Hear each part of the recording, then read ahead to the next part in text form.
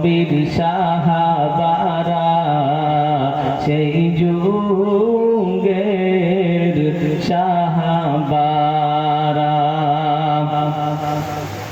হযরত হানজালা এনেছে ঈমান কত কষ্ট করে, নতুন বিবাহ করে তিনি ছিলেন বাসর ঘরে।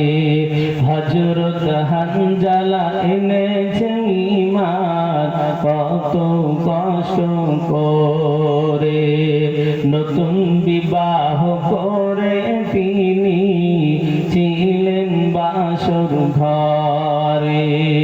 যুদ্ধের দামামা উঠলো বেজে, যুদ্ধের দামামা উঠলো বেজে, হলো না গো সংকরা, দেখো কেমন ঈমান এনেছেন আমার নবীর সাহাবারা সেই যুগের সাহাবারা। হযরত আলী আল্লাহর ওলি থাকতেন কুফা শহরে, নামাজ পড়তে যাব বলে ধরবেন জামাত ফজরে। পিছন হইতে ইবনে মালজুম, পিছন হইতে ইবনে মালজুম মারল গলায় ছুরা, দেখো কেমন ঈমান এনেছেন আমার নবীর সাহাবারা সেই যুগের সাহাবারা। আলহামদুলিল্লাহ, সমস্ত প্রশংসা উপাসনা আরাধনা যাই বলি, যে ভাষায় বলি আর বিশ্বের যে জায়গায় বসে বলি, সেই মহান করুণাময় আল্লাহ তাআলার জন্য, যিনি আমাদেরকে বড় ভালোবেসে মুসলমান বানিয়েছেন। কি বানিয়েছেন? মুসলমান বানিয়েছেন। ইসলামের শীতল ছায়াতে আমরা মাথা গুঁজতে পেরেছি। তিনি জান্নাতের মালিক, জাহান্নামের মালিক, ইহকালের মালিক, পরকালের মালিক, সব কিছুর যিনি একাই স্রষ্টা। তিনি কে বাবা? তিনি কে? তিনি হলেন আল্লাহ, যার ইচ্ছার বাইরে কিচ্ছু হবে না। যিনি শান্তির মালিক, অশান্তির মালিক, আনন্দের মালিক, নিরানন্দের মালিক, রাখার মালিক, না রাখার মালিক, জান্নাতের মালিক, জাহান্নামের মালিক।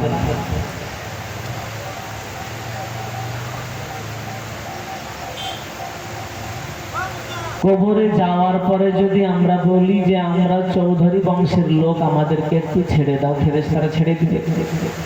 আমরা বিশ্বাস বংশের লোক, আমাদেরকে একটু ছেড়ে দাও, ছেড়ে দিবে। আমরা মোল্লা বংশের লোক, আমাদেরকে একটু ছেড়ে দাও, ছেড়ে দিবে না। কবরে যাওয়ার পরেও খা হও, মিয়া হও, মল্লিক হও, পাঠান হও, শেখ হও, চৌধুরী হও, সৈয়দ হও, মাদানি হও আর ফুটনি হও, ওখানে শুধু দেখা হবে আমল নামা। দুনিয়াতে কে কতটা আল্লাহ তাআলার হুকুম মেনে চলেছিল, কোরআন এবং হাদিস মোতাবিক ছিল, সেইটুকু দেখা হবে। যার আমল, আখলাক, চরিত্র, ব্যবহার ঠিক পাবে, সেই জান্নাতের ঝান্ডা পাবে। আর যার আখলাক, চরিত্র, ব্যবহার, আমল ঠিক নাই, সেই দিন সে কিন্তু পিটাই ছাড়া তার আর কোনো কিছু থাকবে না। তাই আল্লাহ তাআলা আমাদেরকে বড় ভালোবেসে মেহেরবানি করে ঈশার নামাজের পরে কোরআন এবং হাদিসের আলোচনায় আসার, বসার, কিছু বলার এবং শোনার তৌফিক দিয়েছেন। তাই তিনার শুকরিয়া স্বরূপ সকলে একটু জোরে সরে বলি আলহামদুলিল্লাহ। আরো জোরে সরে বলি আলহামদুলিল্লাহ। তারপরে আকায়ে নামদার তাজদার মদিনা হযরত মুহাম্মদুর রাসূলুল্লাহ সাল্লাল্লাহু আলাইহি ওয়াসাল্লামের উপরে যার অক্লান্ত মেহনতের বদৌলতে আমরা এই দিনকে পেয়েছি, তাই তিনার উপর শত কোটি দরুদ ও সালাম শান্তি তারা বর্ষিত হোক। সকলেই বলি সাল্লাল্লাহু আলাইহি ওয়াসাল্লাম। তারপর আজকের এই জালসার মনোনীত যোগ্যতম নির্বাচিত সভাপতি সাহেব ও আমন্ত্রিত ওলামাই কেরামগণ ও আমার সম্মুখে বসে থাকা বৃদ্ধ বাবাজিরা, যুবক ভাইরা, স্নেহের কচিকাচারা, পর্দার আড়ালের অবলা ও সরলা মা ও বোনেদের সকলকে আমার অন্তর থেকে সালাম ও শুভেচ্ছা জানাই। আসসালামু আলাইকুম ওয়া রাহমাতুল্লাহি ওয়া বারাকাতুহু।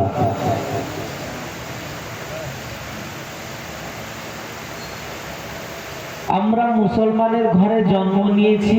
আমরা যদি মুসলমান হয়ে কবর পর্যন্ত যেতে পারি তাহলে কিন্তু আমাদের দুনিয়া এবং আখিরাত দুটোই সফলতা পাবো, দুই জায়গায় আমরা লাভবান হব। আর যদি মুসলমানের ঘরে জন্ম নেওয়ার পর যদি বেঈমান হয়ে কবরে যায় তাহলে কিন্তু আমাদের আর রেহাই থাকবে না। আমাদের খেয়াল রাখতে হবে, দুনিয়াতে থাকতে গেলে ব্যবসা বাণিজ্য, টাকা পয়সা, ধন সম্পদ, জমি জায়গা যা প্রয়োজন সেটা তো করতে হবে, কিন্তু তার সাথে সাথে সর্বপ্রথম টার্গেট সেটা আমাদের রাখতে হবে মৃত্যুর পরের জিন্দেগি। যার মৃত্যুর পরের জিন্দেগি টার্গেট নাই তার দুনিয়াও বেকার, আখিরাতও বেকার। আল্লাহ তাআলার দরবারে তার কোনো মূল্য নাই। তাই আমাদের চিন্তা ভাবনা করতে হবে যে আল্লাহ তাআলা আমাদেরকে পাঠিয়েছেন, জন্মগতভাবে আমরা মুসলমান হয়ে গিয়েছি। আমাদের কারো 10 বছর, 20 বছর, 30 বছর, 40, 50, 60, 70 বছর পর্যন্ত আমাদের বয়স হয়ে গেল, একদিনও আমরা বিবেক বুদ্ধি খাটালাম না যে আমি যেই কাজটা করছি আমার কাজটা ঠিক না বেঠিক। আপনি নিজেও বুঝতে পারবেন। আমি যে আযান হওয়ার পরে মসজিদে যেতে পারছি না, এটা ঠিক হবে না অন্যায় হবে, নিজেই বুঝতে পারবেন। আপনি একটা হারাম ব্যবসা বাণিজ্য করছেন, আপনি নিজেই বুঝতে পারবেন এটা অন্যায় কাজ হচ্ছে। তো আমাদের ঠিক রাখতে হবে যাতে করে আখিরাত আমাদের মেইন টার্গেট থাকে। তাই আল্লাহ তাআলা কোরআনে কারীমের মধ্যে বলেন, ইয়া আইয়ুহাল্লাযীনা আমানুত্তাকুল্লাহা হাক্কা তুকাতিহি ওয়া লা তামুতুন্না ইল্লা ওয়া আনতুম মুসলিমুন।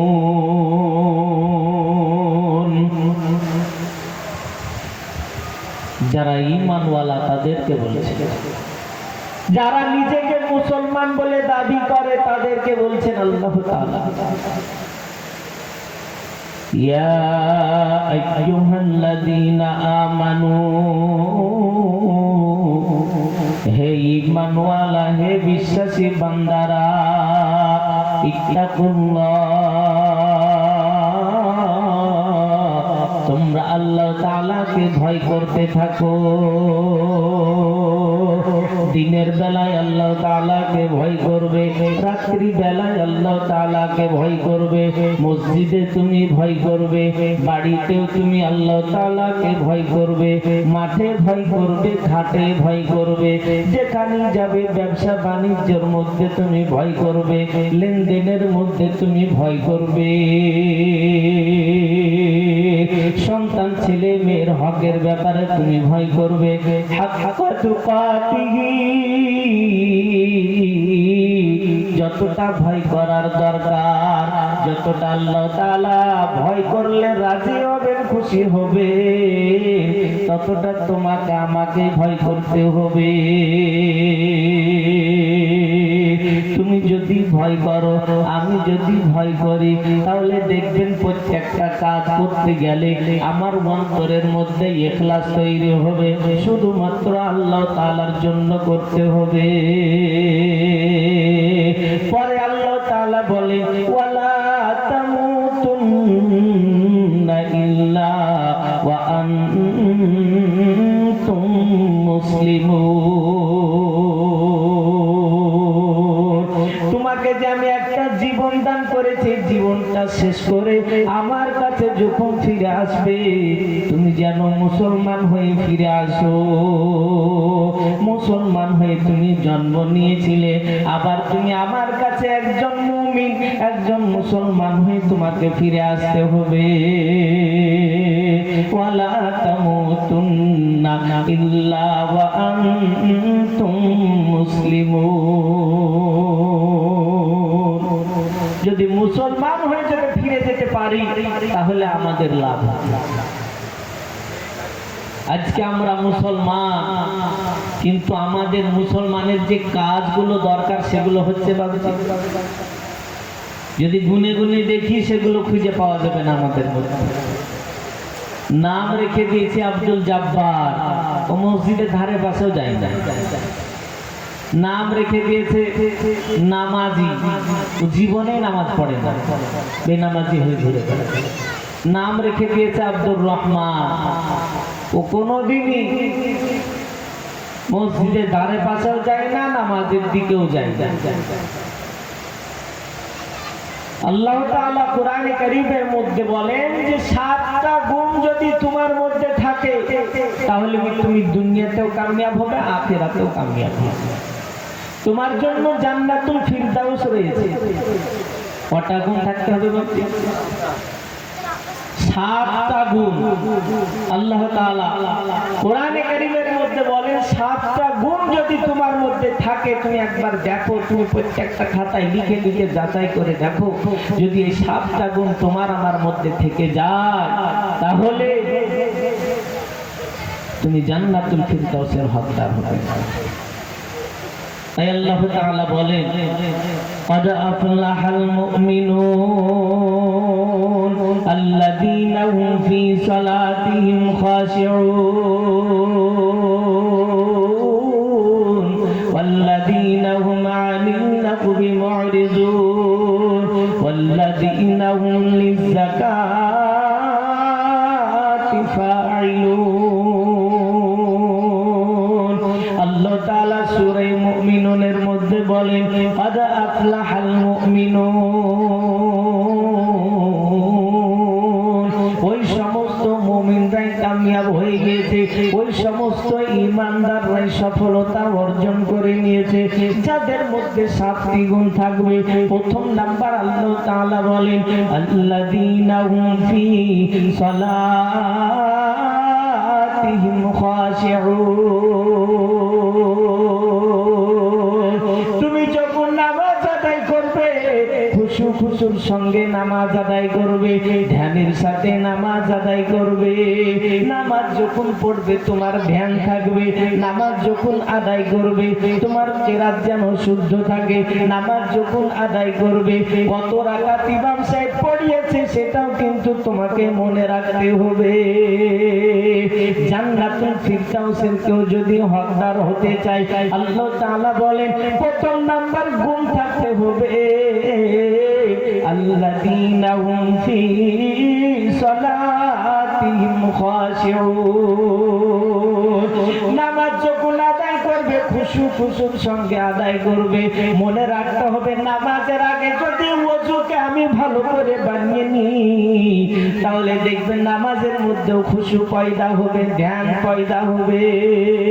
আর যদি আমার ওযুই ঠিক না হয় সারা জীবন ধ্যান দিলেও সেই নামাজে কোনো লাভ হবে না।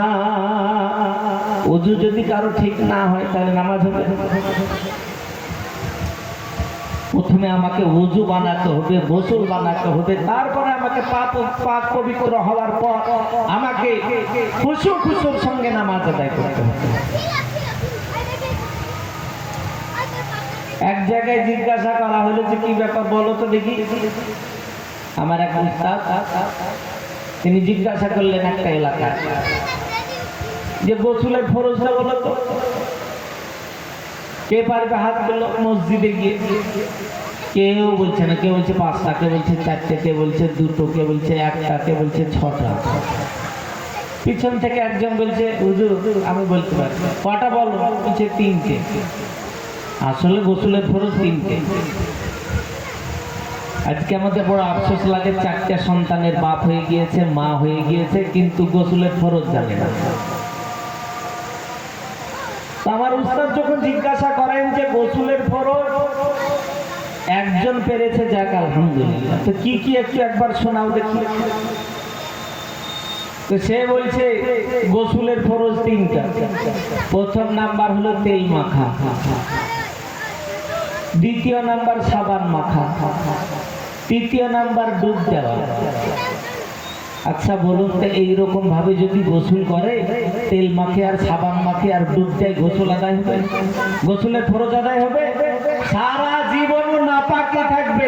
ওই জুব্বা পরুক আর পাগড়ি পরুক আর আতর লাগিয়ে ইমাম সাহেবের পেছনে দাঁড়াক না কেন, ও নাপাকি থাকবে, তার নামাজও গ্রহণযোগ্য হবে না, কোনো ইবাদত তার আল্লাহ তাআলার কাছে মূল্য নাই।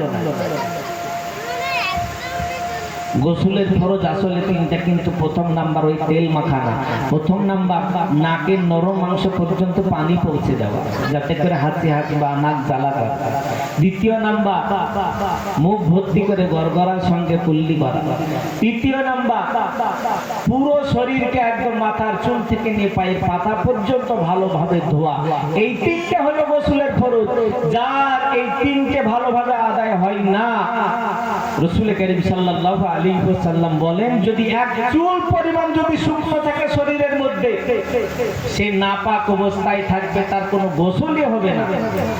তাই বাপজিরা, যুবক ভাইয়েরা, মা ও বোনেরা, একটু ভালো করে শুনুন যে গোসলের ফরজ তিনটি। প্রথম নাম্বার হলো নাকের নরম মাংস পর্যন্ত পানি পৌঁছানো। দ্বিতীয় নাম্বার মুখ ভর্তি করে কুল্লি করা। তৃতীয় নাম্বার পুরো শরীরকে ভালোভাবে ধোয়া। এবার যে মহিলারা হাতে নখ পালিশ দেয়, তাদের গোসলও হবে না, কিছুই হবে না যদি নখ পালিশ না উঠায়। হবে নখ পালিশ, নেল পালিশ যেটাকে বলা হয়, ওযুও হবে না, গোসলও হবে না। সেই অবস্থায় যদি মারা যায় আরো বিপদে পড়বে। তাই আমি বলছিলাম যে খুশুর সঙ্গে নামাজ আদায় করতে হবে। কয়েকটা পয়েন্ট শুনেন, তারপরে ইনশাআল্লাহ আগে বাড়বে। আল্লাহ তাআলা কুরআনে কারীমের মধ্যে বলেন, ক্বাদ আফলাহাল মুমিনুন, ওই সমস্ত মুমিনরা কামিয়াব হয়ে গিয়েছে, ওই সমস্ত ঈমানদাররা সফলতা অর্জন করে নিয়েছে। প্রথম নাম্বার গুণ যাদের মধ্যে থাকবে, আল্লাযীনা হুম ফী সালাতিহিম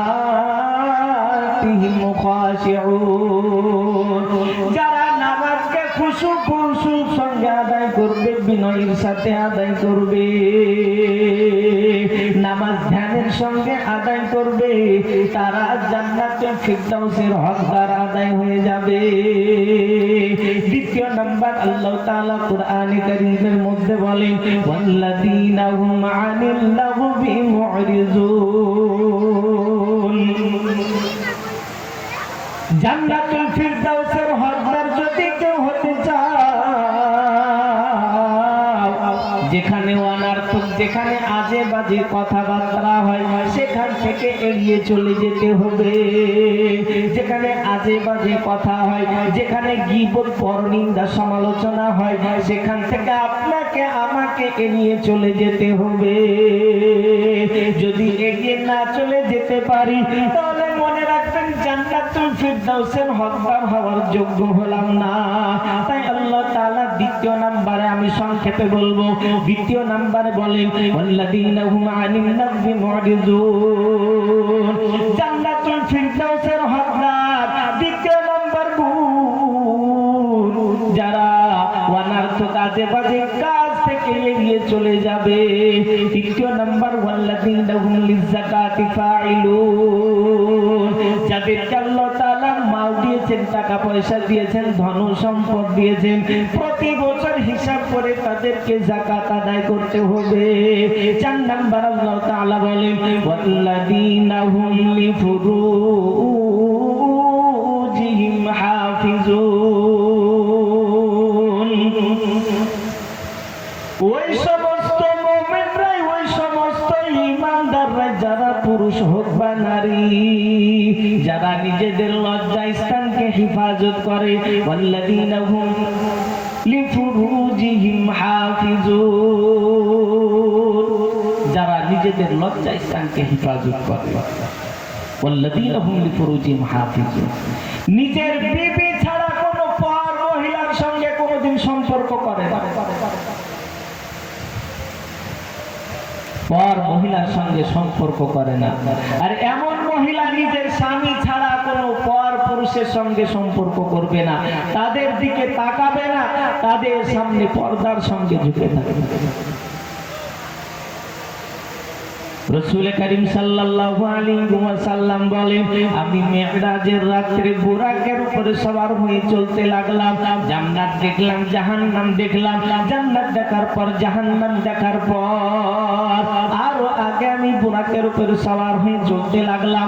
যেতে যেতে দেখতে পেলাম একটা খালি ময়দান। ওই ময়দানে আমি দেখতে পেলাম কিছু পুরুষ আর কিছু মহিলা, তারা চিত হয়ে শুয়ে আছে। আর একজন ফেরেশতা বড় বড় পাথর দিয়ে তাদের মাথায় আঘাত করে, আর আঘাতের কারণে তাদের মাথা চুরমার হয়ে যায়, মাথা থেকে ঘেলু বেরিয়ে যায়, চিৎকার করে কান্না করে। আবার ওই ফেরেশতা বড় বড় পাথর দিয়ে তাদের মাথায় আঘাত করে, আঘাতের কারণে তাদের মাথা ফেটে চুরমার হয়ে যায়, মাথা থেকে ঘেলু বেরিয়ে যায়, পাথর ডুবে ছিটকে পালিয়ে যায়। আবার পাথর আনতে আনতে আবার মাথা ভালো হয়ে যায়, আর চিৎকার করে কান্না করে। রাসূল করিম সাল্লাল্লাহু আলাইহি ওয়াসাল্লাম বলেন, আমি দেখতে পেলাম বারবার একই দৃশ্য। ওই ফেরেশতাদের তাদের মাথায় আঘাত করে, আর আঘাতের কারণে তাদের মাথা চুরমার হয়ে যায়, মাথা থেকে ঘেলু বেরিয়ে যায়, পাথর আনতে আনতে আবার মাথা ভালো হয়ে যায়। রাসূল করিম সাল্লাল্লাহু আলাইহি ওয়াসাল্লাম হযরত জিবরাইল আলাইহিস সালাতু ওয়াস সালাম কে বলেন, হে জিবরাইল, আমি দেখতে পাই একদল পুরুষ আর একদল মহিলা, তারা চিত হয়ে শুয়ে আছে, আর একজন ফেরেশতা বড় বড় পাথর দিয়ে তাদের মাথায় আঘাত করে, আর আঘাতের কারণে তাদের মাথা চুরমার হয়ে যায়, মাথা থেকে ঘেলু বেরিয়ে যায়, চিৎকার করে কান্না করে। এরা কারা আর কেনই বা এদেরকে এইরকম কঠিন শাস্তি দেওয়া হয়? হযরত জিবরাইল আলাইহিস সালাতু ওয়াস সালাম বলেন, এরা হলো আপনার উম্মতের একটা দল। এই যে পুরুষদেরকে দেখছেন আর এই যে মহিলাদেরকে দেখছেন, এরা হলো আপনার উম্মতের একটা দল। এরা ছিল দুনিয়াতে বেনামাজি, দুনিয়াতে এরা নামাজ পড়তো না। ওই ফজরের সময় যখন মসজিদে আযান দিত, আযান শোনার পরে বিছানায় তারা অলসতা করে ঘুমিয়ে থাকতো। দিনের বেলায় জোহরের সময় যখন মসজিদে আযান দিত, মসজিদের পাশ দিয়ে চলে গিয়ে মাঠে অথবা ঘাটে বসে থাকতো, তারপরে চায়ের দোকানে বসে বসে গল্প আড্ডা করতো, কিন্তু সময় মতো তারা মসজিদে গিয়ে নামাজ আদায় করতো না। দুনিয়াতে এরা বেনামাজি ছিল। ওই যে মহিলাদেরকে দেখছেন, ওই মহিলারা সংসারে সব কাজ করেছিল, সকাল থেকে নিয়ে রাত্রি পর্যন্ত হাড় ভাঙা পরিশ্রম করার পর এতটা সময় সে বের করতে পারেনি যে 5 ওয়াক্ত নামাজ আদায় করে নিবে। এরা বেনামাজি ছিল। কাল কিয়ামত পর্যন্ত তাদেরকে ফেরেশতারা বড় বড় পাথর দিয়ে মাথায় আঘাত করবে, আর আঘাতের কারণে তাদের মাথা চুরমার হয়ে যাবে, মাথা থেকে ঘেলু বেরিয়ে যাবে, চিৎকার করে কান্না করবে। আবার পাথর আনতে আনতে আবার মাথা ভালো হয়ে যাবে। এরা ছিল আপনারই উম্মতের একটা দল, এরা ছিল বেনামাজি। রাসূল করিম সাল্লাল্লাহু আলাইহি ওয়াসাল্লাম বলেন, বুরাকের উপরে সওয়ার হয়ে আরো আগে আমি চলতে লাগলাম। যেতে যেতে যেতে যেতে দেখতে পেলাম আর একটা খালি ময়দান। ওই ময়দানে কিছু পুরুষকে দেখলাম, আবার কিছু মহিলাদেরকে দেখলাম। তাদের ডান দিকে ভালো ভালো খাবার রাখা আছে, গোশত রাখা আছে, পোলাও রাখা আছে, দামি দামি কলিজা ভুনা রাখা রয়েছে। আর অন্য বাম দিকে দেখতে পেলাম পচা সড়া দুর্গন্ধ খাবার, যেই দুর্গন্ধ খাবার পোকা লেগে গিয়েছে, পচে গিয়েছে, দুর্গন্ধ বের হয়। রাসূল করিম সাল্লাল্লাহু আলাইহি ওয়াসাল্লাম হযরত জিবরাইল আলাইহিস সালাতু ওয়াস সালাম কে বলেন, হে জিবরাইল,